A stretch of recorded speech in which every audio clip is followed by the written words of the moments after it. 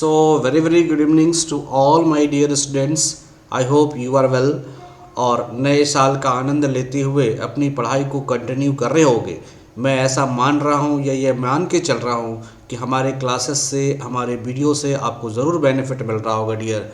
याद रखना, मैं वैसे करंट अफेयर्स के क्वेश्चंस को लेके आया हूँ जिसकी संभावना आपके एग्जामिनेशनों में सर्वाधिक है डियर। मतलब टॉप 10 क्वेश्चंस। अभी तक मैं आपको क्या डिस्क्रिप्शंस के फॉर्म में लाता था, अब मैं एमसीक्यूज के फॉर्म में लाया हूँ। ये टॉप 10 क्वेश्चंस की हमारी सीरीज चली डियर। इस सीरीज में मैं क्या करूँगा कि आपको टॉप 10 क्वेश्चनों को बताऊंगा जिसका आपके एग्जामिनेशनों में आने की संभावना काफ़ी ज़्यादा है। ये टॉप 10 जो क्वेश्चंस होंगे ना डियर, ये टॉप 10 जो एमसीक्यूज के फॉर्म में रहेंगे, थोड़ी बहुत डिस्क्रिप्शंस भी रहेगी। बट ये जो अब आज जो मैं डील कर रहा हूँ ना, ये इन द मंथ ऑफ अगस्त की है, अगस्त है। फिर मैं सितंबर के टॉप क्वेश्चन करूँगा, फिर अक्टूबर करूँगा, और फिर नवंबर करूँगा, और फिर आपको दिसंबर करूँगा डियर। सो डैट कि इस साल के पूरे टॉप क्वेश्चन जो हैं आपको पता हो जाने चाहिए डियर। आइए आपने अपने नोटबुक्स को ओपन करें, हमारे चैनल को लाइक करें, सब्सक्राइब करें डियर। मैं वेरी शुरू स्टार्ट कर रहा हूँ अपने पेड कोर्सेज के लिए, जो कि हमारा इकोनॉमिक्स का पेड कोर्स होगा और जनरल साइंसेस का कोर्स होगा। ये वैसे स्टूडेंट्स के लिए जो सिर्फ जेपीएससी बीपीएससी की तैयारी कर रहे हैं या फिर जेएसएससी की तैयारी कर रहे हैं डियर। आपको पता होगा कि अगर आप जेएसएससी कंबाइंड सोचो ना, जेएसएससी कर रहे हो, बीएसएससी कर रहे हो, या बीपीएससी कर रहे हो, या फिर आप जेपीएससी करना चाहते हो, आप सोचो कि कंबाइंड अप्रोच क्या होगा डियर। अगर आप बीएसएससी की बात करोगे तो 20 मार्क्स का आपका साइंस के आ रहे हैं, बीपीएससी की बात करोगे तो अराउंड 30 मार्क्स के साइंस के क्वेश्चंस आ रहे हैं। ये प्रीलिम्स की बात करता हूँ डियर, ओके। और अगर जेपीएससी की बात करोगे तो ये प्रीलिम्स प्लस मेंस में ये साइंस के अलग से पेपर ही होते हैं डियर। मेंस में जो पेपर 5 पेपर 6 कहलाता है साइंस एंड टेक्नोलॉजी। जीएसएससी की बात करो तो 20 मार्क्स तो साइंस के ही होते हैं डियर। रेस्ट जो आपके 30 मार्क्स होते हैं वो जीएस के होते हैं। फिर 40 मार्क्स आपके क्या होते हैं, तो आप देखोगे कि झारखंड स्पेशल होते हैं डियर। इसमें भी आपके बिहार स्पेशल होते हैं और बीपीएससी स्पेशल होते हैं डियर। बट ये जो आपका साइंस है 20 और 30, ये तो डियर सभी में है। साइंस आपके आ रहे क्वेश्चन जनरल साइंस, और जो पहले जनरल साइंस के क्वेश्चन आते थे डियर, और अभी में काफ़ी चेंज आया है। आप देखोगे फिजिक्स, आप देखोगे केमिस्ट्री के क्वेश्चन ज़्यादा पूछे जा रहे हैं डियर, राइट। तो आप उन पर फोकस करना चाहिए, राइट। आइए आज के टॉप 10 की शुरुआत करते हैं डियर। फर्स्ट क्वेश्चन आपके स्क्रीन पे है, when are the vice presidents election going to be held in India. देखो ऐसे क्वेश्चंस की भी संभावना बढ़ रही है कि वाइस प्रेसिडेंट्स के इलेक्शंस कब हुए। देखो डियर, आपको प्रेसिडेंट्स के इलेक्शन सबों को पता होता है, तो ये एग्जामिनर भी जानता है कि बच्चों को प्रेसिडेंट्स के इलेक्शंस पते हैं, लेकिन वाइस प्रेसिडेंट्स के इलेक्शंस पते नहीं होते हैं डियर। तो ऐसी स्थिति में आपको वो अटैक करता है और आपको गलत कराने का प्रयास करता है, या फिर आपको एग्जामिनेशन में परफॉर्मेंस से रोकने का प्रयास करता है। तो मैं कहूँगा आप रुके ना, आप आगे बढ़ते रहें।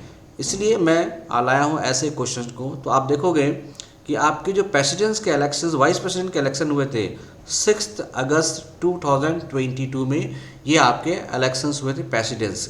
अगर आप बात करते हो कि प्रेसिडेंशियल इलेक्शन की बात करोगे तो आप देख रहे हो डियर, ये जो आप बात है, तो इसने प्रेसिडेंट्स के इलेक्शन में जीता कौन था डियर, तो वेंकैया नायडू, ओके। इससे पहले प्रेसिडेंट्स कौन थे, वेंकैया नायडू थे। और भारतीय जनता पार्टी ने किसको उम्मीदवार बनाया था, जगदीप धनखड़ को as the candidate, while the Margaret Alva, जबकि इसके विपक्ष में कौन थे, तो मार्गरेट अल्वा। अभी अभी देखोगे कि आपका बीपीएससी का जो एग्जामिनेशन हुआ 67 बीपीएससी, इसमें ये पूछा था कि प्रेसिडेंट्स के विपक्षी के रूप में कौन थे। तो आप बात करोगे यशवंत सिन्हा थे डियर। और यहाँ बात करोगे वाइस प्रेसिडेंट्स में बीजेपी के उम्मीदवार कौन थे, जगदीप धनखड़, और इसके विपक्ष में कौन खड़े थे, तो मार्गरेट अल्वा। तो ये दो क्वेश्चन। और ये तीसरा क्वेश्चन क्या है कि 6 अगस्त 2022 को आपका वाइस प्रेसिडेंट का इलेक्शन हुआ। आपको पता होगा डियर कि वाइस प्रेसिडेंट्स जो होते हैं भारत के संविधान के आर्टिकल 63 में वर्णन है। आर्टिकल 63 में भारत के संविधान का वर्णन है डियर। और आपको पता है कि जो वाइस प्रेसिडेंट्स होता है, ये आर्टिकल 64 से ये एक्स ऑफिसियो चेयरमैन होता है किसका, तो राज्यसभा का। यहाँ से कई क्वेश्चन पूछे जाते हैं, कौन ऐसा सदस्य ना रहते हुए भी उसका अध्यक्ष होता है, तो यही है डियर। एक्चुअली धनखड़ जो हैं या जो वाइस प्रेसिडेंट्स होते हैं वो बेसिकली आपके प्रेसिडेंट्स वाइस प्रेसिडेंट्स होते हैं ऑफिशियल, बट अनऑफिशियली ये क्या होते हैं, तो आपके राज्यसभा के मतलब अपर हाउस के क्या होते हैं, चीफ होते हैं, सेक्रेटरी ऑफ अपर हाउस भी होते हैं।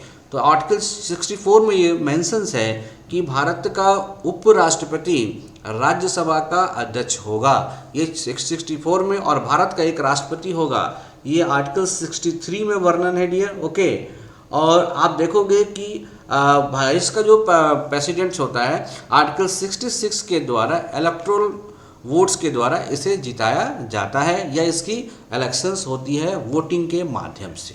तो इतने सारे इन्फॉर्मेशन आपको जानना चाहिए। आइए next, in which state the prime minister Narendra Modi has inaugurated and laid the foundation stone of the Shrimad Ramchandra mission project. प्रधानमंत्री ने नरेंद्र मोदी ने किस राज्य में श्रीमद रामचंद्र मिशन परियोजना का उद्घाटन और शिलान्यास किया, आपको बताने हैं डियर। तो आंसर होगा आपका Gujarat. The prime minister Narendra Modi virtually inaugurated and laid the foundation stone of various projects of Srimad Rajchandra Mission worth more than 300 crore at Dharampur in Gujarat on August 5, 2022। मैंने बताया था डियर ये सारे अगस्त के इंपॉर्टेंट क्वेश्चंस हैं। While addressing the gathering, Prime Minister Modi noted that the initiative by the Srimad Ramchandra Mission in the field of rural healthcare have strengthened the visions of healthy India. अब देखिए आपसे ये question पूछेगा कि चूँकि इसको prime minister ने inaugurate किया, देखो कई ऐसे योजना होते हैं, कई ऐसे स्कीम होते हैं जिस स्कीम को अलग डिपार्टमेंट के लोग या उसके कोई मिनिस्टर इनॉग्रेट्स करते हैं, लेकिन जिस स्कीम को खुद प्राइम मिनिस्टर ने इनॉग्रेट किया है तो डियर ये क्वेश्चंस की पॉसिबिलिटीज़ यहाँ पे बढ़ जाती है। आप देखो ये कौन सा है, राजचंद्र मिशन, जो कि 300 करोड़ रुपए का ये प्रोजेक्ट है। इसका संबंध किससे है, तो सीधा बोलेगा इसका संबंध किससे है, हेल्थ से है। और क्वेश्चन को मॉडिफाइड करेगा तो ये बोलेगा ये किससे संबंध है, तो रूरल हेल्थ केयर से इसका संबंध है। ओके, ताकि इसका विजन क्या था, तो हेल्दी इंडिया ये विजन था। Very important questions. अभी मैंने पहले इंपॉर्टेंट क्वेश्चन भी आपको मैंने बताया कि वाइस प्रेसिडेंट्स, और अब मैं जो बता रहा हूँ ये भी प्रधानमंत्री के द्वारा माननीय मोदी जी के द्वारा इनॉग्रेट्स किया गया ये मिशंस है। तो ये काफ़ी इनिशिएटिव होगा डियर आपके एग्जामिनेशन पॉइंट ऑफ व्यू के। मैं आपको कहूँगा आपको कोई सुझाव देना हो 7004043326 पर यू कैन कॉन्टैक्ट मी, या करंट अफेयर्स के संबंधित कोई सुझाव हो, हमारे ऑनलाइन कमिंग जो पेड कोर्सेस है उसके लिए हो, officerpointofficial@gmail.com पर आप मेल कर सकते हो, टेलीग्राम पे आ सकते हो, सेम नाम से डियर टेलीग्राम्स भी हैं। ओके, तो प्लीज़ सब्सक्राइब करें ऑफिसर पॉइंट, और अपने मित्रों को भी सब्सक्राइब करें, शेयर करें डियर, ताकि उनसे एग्जामिनेशनों में अच्छे क्वेश्चंस ना छूटें। Which country will host UNC meet on counter terrorism in October 2022। देखो जैसे कि भारत पूरी दुनिया में अपनी एक पहचान बना चुका है कि ये मतलब टेररिस्ट पे जीरो टॉलरेंस चाहता है। ऐसी स्थिति में आप देखोगे कि यूनाइटेड नेशनल सिक्योरिटी काउंसिल की जो मीटिंग हुई उस मीटिंग जो किस कंट्री में हुई, जिसमें काउंटर टेररिज्म मतलब हम आतंकवाद को ख़त्म करेंगे। ओके, तो कौन सा देश इसकी मेज़बानी किया, तो ये मेज़बानी करने वाला देश कौन है डियर, भारत। वेरी इंपॉर्टेंट है कि UNC की जो एंटी टेररिस्ट एक्टिविटीज़ को काउंटर या काउंटर टेररिज्म की एक्टिविटीज़ को, या आप देख सकते हो आतंकवाद निरोध पर UNC की जो बैठक हुई है, इस बैठक की मेज़बानी किसने किया है, तो भारत ने किया। ये भारत के लिए गर्व की बात है और हम सबों के लिए भी गर्व की बात है dear. India will host the diplomats of the 15 nation, ये 15 नेशन है डियर यूनाइटेड सिक्योरिटी काउंसिल के अंदर, October for a special meeting on the counter terrorism. India is also halfway through the second year of its 2-year term as an elected non-permanent member of the United Nations Security Council. आपको पता होगा ये United nation security councils का जो भारत है वो non permanent member है, जो कि 2 साल के लिए इनका सिलेक्शन हुआ है, जिसमें कि हाफ ईयर वो चला चुका है। Okay, the current member of the security councils are Albania. Okay, दूसरा क्या है, Brazil, Gabons, Ghana, India, Ireland, Kenya, Mexico, Norway and the UAE। आप देखो इतने क्वेश्चन पूछ सकते हैं कि सिक्योरिटी काउंसिल्स के जो मेंबर हैं, जो कौन सा मेंबर, नॉन परमानेंट मेंबर कौन कौन से हैं, along with the permanent member कितने हैं, तो 5, that is China, France, Russia, UK and US। These are the permanent member.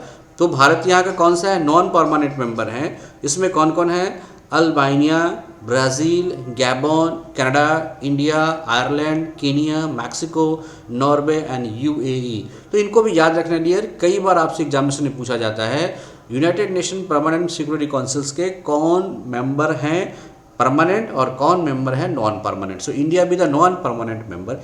इसी के आधार पर इंडिया ने मेज़बानी करा है अक्टूबर 2022 में जो काउंटर टेररिज्म हुई है उसकी मेज़बानी करा है। आप देखो next another important question. Okay, Murali Sri Shankar has won silver medal in which sports in the ongoing Commonwealth game 2022। आपने देखा जो अभी कॉमनवेल्थ गेम हुआ, उस कॉमनवेल्थ गेम में मुरली श्री शंकर ने कौन सा किस खेल में इसने क्या जीता है, तो सिल्वर पदक जीता है या ओके इसने जीता। तो आपको बताना है, आंसर होगा डियर एथलेटिक्स, ये athletes.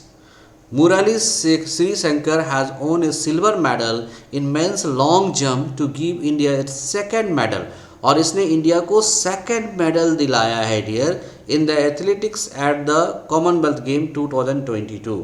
Sri Shankar made the countries proud with a best jump of 8.8 meter. Murali Shankar has achieved feat with his fifth jump. Okay, तो इन्होंने क्या है, सिल्वर मेडल आपको दिलाने का काम किया है। किस में किया है, तो ये सेकंड मेडल था। तो क्वेश्चन पूछ सकता है कि फर्स्ट मेडल किसने दिलाया, तो मैंने पिछले क्लासेस में चर्चा करा था, और ये सेकंड मेडल किसने दिलाया है, तो मुरली श्री शंकर ने दिलाया है। और ये क्या खेलते हैं, जंपिंग करते हैं, या बेसिकली ये क्या है, एथलेटिक्स है।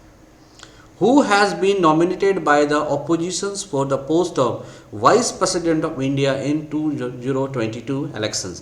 मैंने बताया कि जैसे कि 67 बीपीएससी में आपसे क्वेश्चन पूछे गए थे कि आप मेरे को बताओ कि प्रेसिडेंट्स इलेक्शन के लिए जो उनके विपक्ष में खड़े थे या उनके जो सेकंड कैंडिडेट से वो कौन थे, तो आपने देखा होगा वो यशवंत सिन्हा थे। तो पॉसिबिलिटीज़ है कि वाइस प्रेसिडेंट्स का भी ये पूछ दे, तो वाइस प्रेसिडेंट के कंटेंट में अगर बात करोगे तो वो कौन है ये आपको बताना है। ओके, मल्लिकार्जुन खड़गे, कमला बेनीवाल, श्री राज पाटिल और मार्गरेट अल्वा।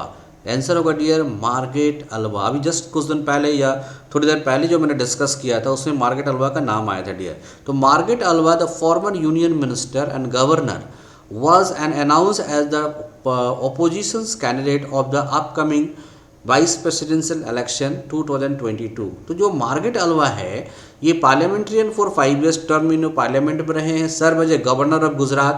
पूछा जाएगा कि जो आपके कैंडिडेट खड़े हुए थे विपक्ष में वो पहले क्या थे, तो गवर्नर ऑफ गुजरात थे। ये गोवा, उत्तराखंड और राजस्थान के भी गवर्नर रहे हैं। ये एक्चुअली एनडीए के यूपीए के उम्मीदवार थे। ओके, दानुरी किस देश का चंद्र मिशन है? Danuri is the moon mission of which country? मतलब आप देख रहे हो कि इंडिया भी मून मिशन करता है, तो चंद्रयान करता है, रशिया भी करता है, चाइना भी करता है, अमेरिका भी करता है। तो उसी तरह से कौन ऐसा कंट्री है जिसने दानुरी नाम से एक मून मिशन किया है, मतलब ये मून पे जाने का एक मिशन है? Malaysia, Japan, South Korea and Singapore. ये काफ़ी इंपॉर्टेंट क्वेश्चन है dear, most important question. Answer is your South Korea. South Korea launched its maiden spacecraft to the moon and joined the race with the countries like South Korean moon missions. Okay, Danuri. तो Danuri क्या है, ये एक South Korea का moon mission है। बस आपको इतना ही याद रखना है dear, right. Who has been elected as the 14th Vice Presidents of India? अभी आपने देखा कि प्रेसिडेंट वाइस प्रेसिडेंट्स का election article vice president Bharat को चाहिए, उसके लिए आर्टिकल 63 में वर्णन है डियर। और भारत का प्रेसिडेंट एक्स ऑफिशियो चेयरमैन होता है राज्यसभा का, ये 64 में वर्णन है। और साथ ही आपको वाइस प्रेसिडेंट का जो इलेक्शन होता है वो आर्टिकल 66 में है डियर। तो ये 3 आर्टिकल बड़ा इंपॉर्टेंट है डियर, आपके लिए ये जानना चाहिए। तो आर्टिकल 66 का प्रयोग करते हुए भारत के 14th वाइस प्रेसिडेंट्स कौन बने हैं डियर? तो आपको भी पता होगा, ही इज़ जगदीप धनखड़। जगदीप धनखड़ जो है भारत के 14वें वाइस प्रेसिडेंट्स बने। द नेशनल डेमोक्रेटिक अलायंस मतलब एनडीए, एनडीए का फुल फॉर्म क्या है dear? National democratic alliance candidate Jagdeep Dhankhar has been elected as the 4th vice presidents of India. He will take oath of the office on, ये कब शपथ ग्रहण किया, तो 11 अगस्त 2022 को। ये जो डेट वाले क्वेश्चन पूछे जाते हैं ना डियर, ये भी बड़ा इंपॉर्टेंट होता है। Vice president Jaideep Dhankhar will also be appointed as the ex officio chairman of Rajya Sabha, जैसा कि मैंने आपको बताया आर्टिकल्स में किस में वर्णन है, तो आर्टिकल 64 में वर्णन है। भाई उम्मीद करता हूँ आप डियर क्वेश्चन से लाभ उठा रहे होंगे। आप इसको नोट डाउन करो, काफ़ी इंपॉर्टेंट क्वेश्चन है। इस तरह के टॉप 10 जो क्वेश्चन है इसकी सीरीज में लगातार आपके सामने लेता हूँ। ओके, बढ़े चलो चैंपियन, क्या कैंपियन है अंडर आज़ादी ka Amrit Mahotsav has been inaugurated by which central ministry, Azadi ka Amrit महोत्सव के तहत बढ़े चलो एक अभियान चलाया गया डियर।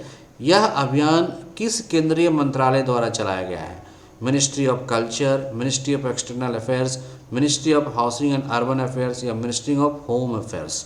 आंसर होगा डियर मिनिस्ट्री ऑफ कल्चर।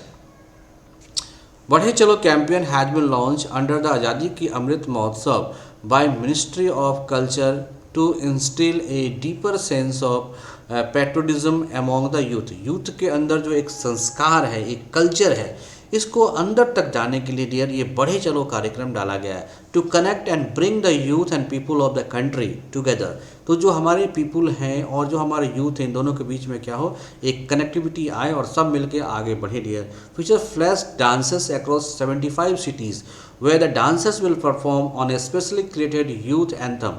और ये जितने भी कल्चरल डांस हुए डियर, ये यूथ को लेके ही डांस किए गए हैं। तो बढ़े चले कार्यक्रम जो है मिनिस्ट्री ऑफ कल्चर के द्वारा इसे लॉन्च किया गया या इसको चलाया गया, किसके द्वारा, आज़ादी के अमृत महोत्सव। मिलिट्री एक्सरसाइज युद्ध अभ्यास, ये डियर अभी हाल ही के एग्जामिनेशनों में ये पूछा हुआ है, तो ये इंपॉर्टेंट है डियर कि Yudh Abhyas is held between which two country. तो ये एक मिलिट्री एक्सरसाइज है। एक क्वेश्चन तो ये बनता है कि युद्ध अभ्यास कैसा है, कई बार देखते हैं नेवल एक्सरसाइज होते हैं, एयरफोर्स एक्सरसाइजेज होते हैं, बट ये कौन से एक्सरसाइजेज है, तो ये मिलिट्री एक्सरसाइज है। भारत और किस अन्य देश के बीच सैन्य अभ्यास, युद्ध अभ्यास आयोजित किया जाता है, ऑस्ट्रेलिया, जापान, यूएसए और फ्रांस।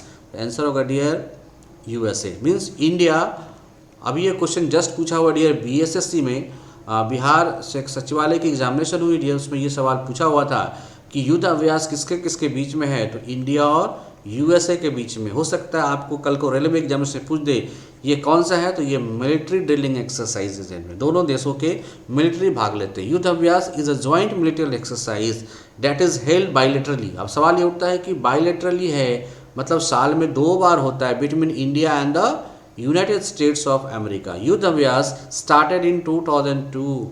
इसकी शुरुआत कब से हुई है डियर, 2002 से है, and has been undertaken by the armies of both countries to promote defence cooperation.